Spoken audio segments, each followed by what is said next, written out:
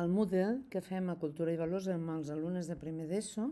La primera activitat que vam fer al primer trimestre, una de les activitats del primer trimestre, va ser explicar un conte, El gos i el carnisser.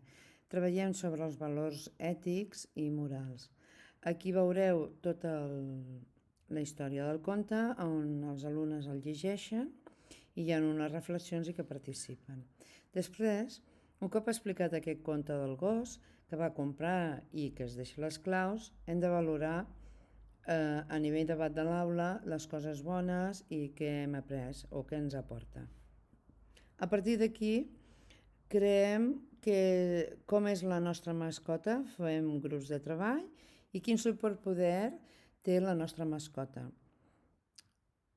Veiem aquí en el Moodle les indicacions com hem de treballar el nostre portafolis. En aquest cas ells treballaran amb una carpeta d'aprenentatge que posarem en el Drive i tenen l'índex de cada activitat que han de treballar en el grup i han d'anar seguint passos per pas les indicacions de l'activitat amb els enllaços on poden tenir recursos per treballar a nivell tecnològic, informació com fer un anunci i les indicacions del dia de presentació.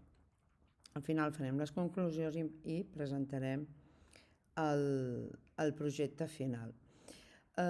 Tenim aquí dos youtubers en el qual són dos tutorials com fer dos gossos amb papiroflèxia, però hi ha llibertat. Això és un suggeriment per a aquell alumnat o el grup que no els costi desenvolupar una mascota.